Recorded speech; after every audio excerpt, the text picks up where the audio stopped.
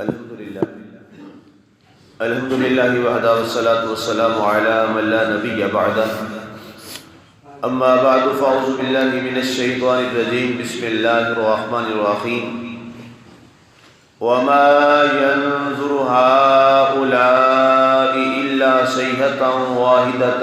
ما لها من فواق وقالوا ربنا عجل لنا قطنا قبل يوم الحساب اصبر على ما يقولون واذكر عبدنا داود ذا الأيد إنه أواب۔ اور نہیں انتظار کر رہے یہ لوگ مگر یہ کہ ایک کڑک نازل ہو جسے کوئی ان سے پھیر نہیں سکتا۔ اور کہا انہوں نے کہ اے ہمارے رب، حساب کے دن سے پہلے ہی ہمارے حصے کا عذاب جلدی دے دے، صبر کیجئے اس پر جو وہ باتیں بتاتے ہیں، اور یاد فرمائیے ہمارے بندے داؤد علیہ السلام کو جو مددوں والا تھا، بے شک وہ مڑ مڑ کر رحمت حق کی طرف دیکھنے والا تھا۔ آج ہماری سورہ صاد کی آیہ مبارکہ 17 تک کی تلاوت و ترجمہ کا شرف نصیب ہوا۔ رب ذوالجلال نے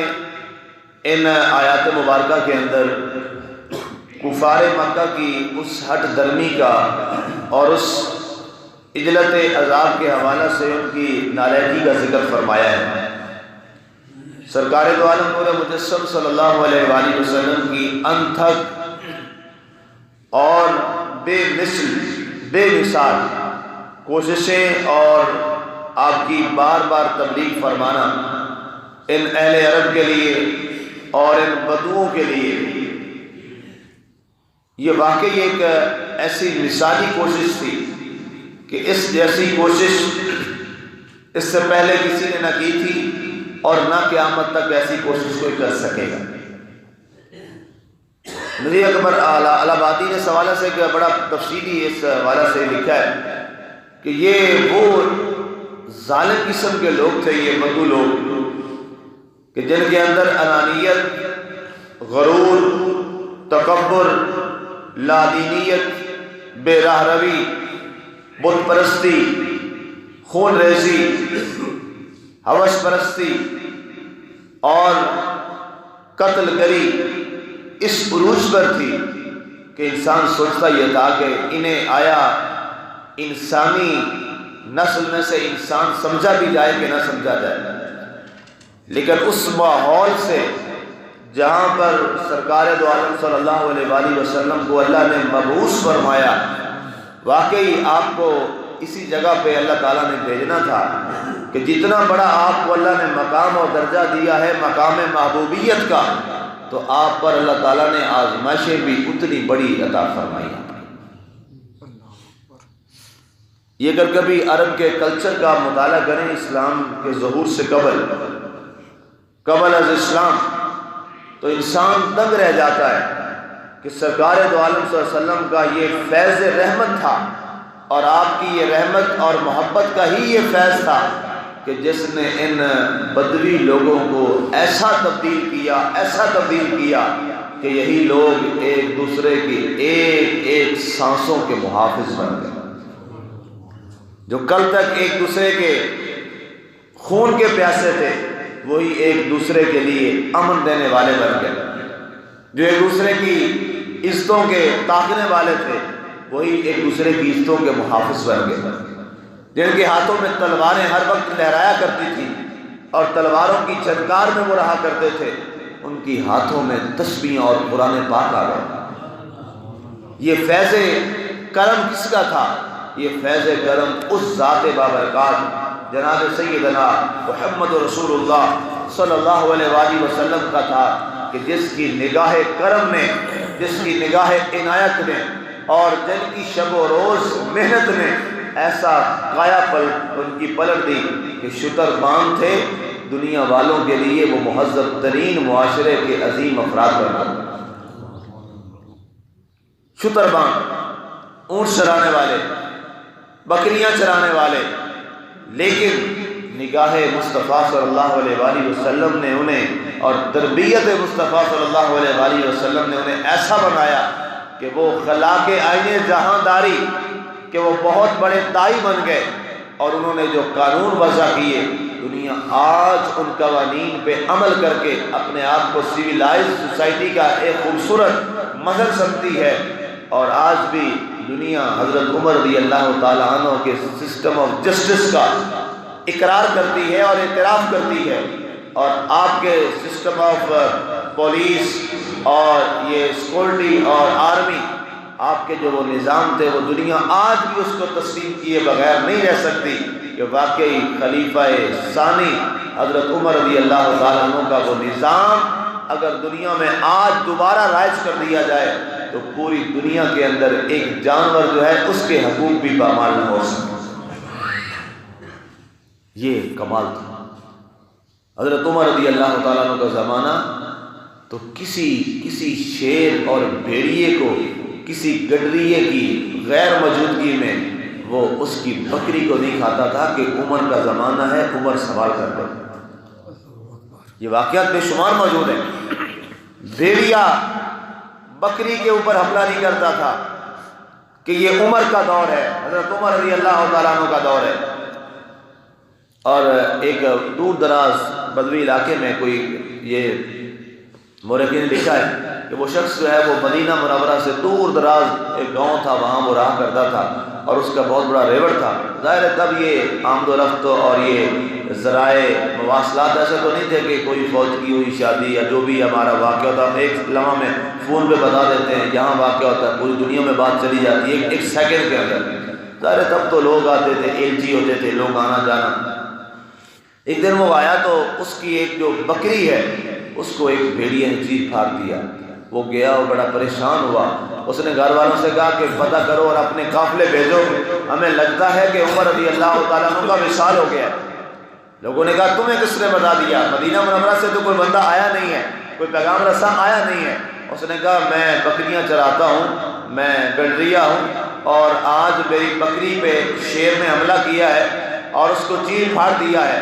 اس لیے مجھے لگتا ہے کہ عمر کا دور ختم ہو گیا ہے۔ جب حضرت عمر رضی اللہ تعالیٰ عنہ کا دور تھا یہاں شیر آتا بھی تھا، میری بکریاں موجود تھی، کبھی اس کو ہمت نہیں ہوتی تھی۔ آج اگر اس نے حملہ کیا ہے تو لگتا ہے فاروق اعظم کا وصال ہو گیا ہے۔ جب بھیجا گیا تو جب ایلچی وہاں پہنچا دوسرے تیسرے دن تو انہوں نے بتایا کہ 2 دن پہلے خلیفہ وقت کا وصال ہو چکا، وہ شہید ہو چکے۔ یہ کیا تھا؟ جناب سیدنا محمد رسول اللہ صلی اللہ علیہ وآلہ وسلم کی تربیت کا اثر تھا، آپ کی اس محنت اور جفاکشی کا اثر تھا، اور آپ کی اس نگاہ کرم کا اثر تھا کہ لوگوں کی یکسر زندگیاں بدل گئیں۔ اور پھر مواقعات مدینہ دنیا کی واحد مواقعات ہے، یہ دنیا کی واحد اتنی بڑی ہجرت ہے جو آج تک دنیا میں سنہری عروج میں موجود ہے، اور پھر انصار مدینہ نے جو خوبصورت مثال پیش کی، دنیا آج تک ایسی مثال پیش کرنے سے قاصر ہے۔ تو رب ذوالجلال نے ارشاد فرمایا پیارے حبیب آپ نے وما ينظر هؤلاء الا سيئة واحدة ما لها من فواق، یہ لوگ ایسے ہیں کہ ان میں سے جو بدبخت تھے ان کے اوپر دلوں کے اوپر تالے لگ چکے تھے، ان کے ناموں پہ مہریں لگیں کہ اب یہ ایمان والے نہیں ہیں۔ لیکن کمال بات یہ سرکار اس کو جانتے تھے، سرکار دو عالم وسلم کو معلوم تھا کہ ان کے بارے میں اللہ کا فیصلہ کیا ہے، لیکن آپ نے اپنا جو فرض منصبی تھا اس کو پورا کیا اور احسن انداز میں نبھایا۔ آپ پھر بھی بار بار ان کے پاس جاتے اور بار بار انہیں تبلیغ فرماتے، اور بار بار آپ انہیں اللہ کی راہ کی جانب بلاتے اور اللہ سے دعا بھی کرتے کہ اللہ تعالیٰ انہیں ہدایت عطا فرما، اے میرے مالک ان کے دلوں کو اپنی جانب اور میری رسالت کی جانب پھیر دے۔ اور آپ یہ ہمیشہ دعا فرمایا کرتے تو سکھایا بھی کرتے، مسلمانوں کو بھی یہ دعا سکھاتے تھے آپ اپنے صحابہ کرام کو، ہمیں بھی یہ دعا پڑھنی چاہیے۔ اللہم صرف قلوبنا علی طاعتک وعلی محبتک وعلی دینک، اے دلوں کو پھیرنے والے ہمارے دلوں کو اپنی محبت پہ پھیر دے، اپنی اطاعت پہ پھیر دے اور اپنے دین پر پھیر دے۔ فرمایا یہ دعا پڑھا کرو تاکہ اللہ تعالیٰ ہمارے دلوں کا جو قبلہ ہے وہ اپنے اور اپنے نبی کی ذات کی محبت کی جانب پھیرے گا۔ تو ارشاد فرمایا یہ جو بدبخت کچھ لوگ ہیں جو آپ پر ایمان نہیں لائے، سب کچھ دیکھ لیا، آپ کی حقانیت کو دیکھ لیا، آپ کی صداقت کو دیکھ لیا، آپ کی شان نبوت کا نظارہ بھی کر لیا، آپ کے معجزات دن دہاڑے دیکھ لیے، سب کچھ دیکھ لیا، لیکن اس کے باوجود انہوں نے ایمان نہ لیا، تو اب یہ کیا کہتے ہیں؟ نہیں انتظار کر رہے لوگ مگر یہ کہ کڑک نازل ہو جائے ان پر۔ اب یہ کہتے ہیں کہ اب آپ ہمیں عذاب کی باتیں سناتے ہیں، ہمیں آپ قبر اور حشر کی باتیں سناتے ہیں، کوئی ایسا وقت آ جائے کہ ہمارے اوپر یہ کڑک کب نازل ہو، ہم پھر دیکھیں کہ ہمارے اوپر کوئی عذاب آیا ہے۔ لیکن انہیں یہ معلوم نہیں تھا کہ اللہ تعالیٰ نے ایک مقررہ وقت مختص کر دیا ہے اپنے پیارے حبیب صلی اللہ علیہ وآلہ وسلم کے دنیا میں مبعوث ہونے کے بعد۔ اللہ تعالیٰ نے ایک یہ خاص کرم فرمایا اور رحمت فرمائی کہ ہم سے بہت سارے عذابوں کو روک رکھا، بہت سارے عذابوں کو ہم سے روک رکھا ہے، وگرنہ ہمارے جو حالات ہیں اس وقت، جو ہمارا معاشرہ جس بگاڑ کا شکار ہے اور ہمارے معاشرے میں جس قدر بے راہ روی اور بے حیائی نے ایک راستہ بنا لیا ہے، یقین کیجئے یہ حالات بنی اسرائیل کے لوگوں سے کوئی کم نہیں ہے۔ بنی اسرائیل کے حالات پڑھیں اور آج کے حالات دیکھیں تو استغفر اللہ الیاذ باللہ، اس معاشرے کے اندر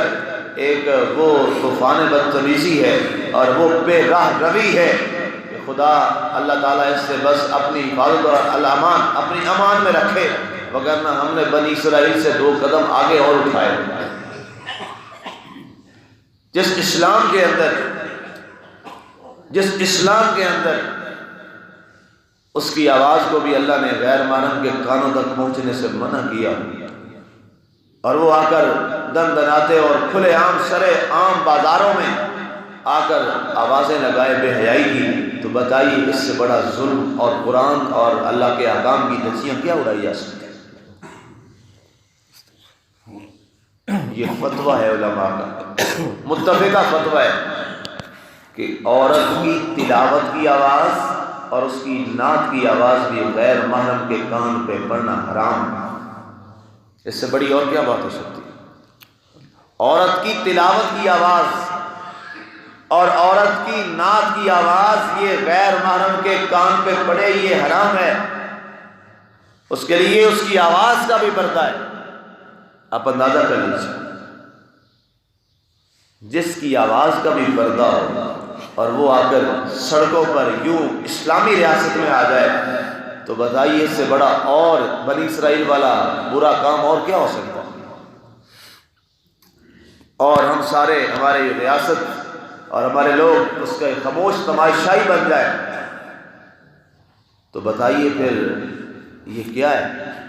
کل ایک صاحب مجھے کہنے لگے کہ جناب یہ دوسرا تیسرا سال ہو گیا، کہتے ہیں کہ جب فصل ہماری تیار ہوتی ہے، گندم کی قحط پڑ رہا ہے ہمارے یہاں آٹے کا، تو طوفانی بارشیں شروع ہو جاتی ہے، سکر رات یہ، اور اس سے 3-4 دن سے یہ چل رہا ہے سلسلہ، طوفانی بارشیں آتی ہیں، ہوائیں آتی ہیں، اور اب گندم بالکل جناب وہ اپنے دانے پہ ہے، وہ ساری فصل تباہ ہو جاتی ہے۔ تو میں نے کہا پھر یہ ہمیں سوچنا چاہیے، پوری قوم کو سوچنا چاہیے، من حیث القوم ہمیں سوچنا چاہیے کہ کیا وجہ ہے جب ہماری فصلیں پک کر تیار ہوتی ہیں تو یہ معاملات ہو جاتے ہیں۔ اس کا مطلب ہے ہمارا رب ہم سے ناراض ہے۔ یہ عذاب نہیں تو اور کیا ہے، یہ ہمارے اوپر آزمائش ہے، ہمیں سوچنے کی ضرورت ہے۔ اب وہ عذاب تو رب نے نہیں ڈالنے کہ جناب پوری زمین اٹھائی اور ایسے تیس تیس کر کے گھروں سمیت سب کو نیچے دھنسا دیا، کیوں؟ وہ وعدہ کر چکا ہے اپنے محبوب سے، پیارے حبیب ہمارا وعدہ ہے آپ سے۔ لیکن یہ ضرور سوچنے والی بات ہے کہ یہ جو چھوٹے چھوٹے یہ معاملات یہ جو ہو رہے ہیں، شارٹ سرکٹ کہہ لیں، یہ کیا ہے، ایفٹر شاک کہہ لیں، یہ چھوٹے چھوٹے جو دھچکے لگتے ہیں یہ الارمنگ ہیں، اور ہمیں احساس دلاتے ہیں کہ اے مرد مسلمان ذرا سوچ تیرا کردار کیا ہے اور تیرے نبی کا کردار کیا تھا، تیرے نبی کے جان نثاروں کا کردار کیا تھا،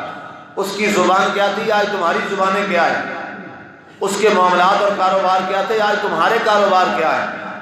ان کے رزق کمانے کے انداز کیا تھے، حلال طریقے، آج تمہارے رزق میں کیا حرام کی آمیزش آ گئی۔ اور آج لوگ اللہ معاف کرے، اللہ معاف کرے، سود کے چکروں میں،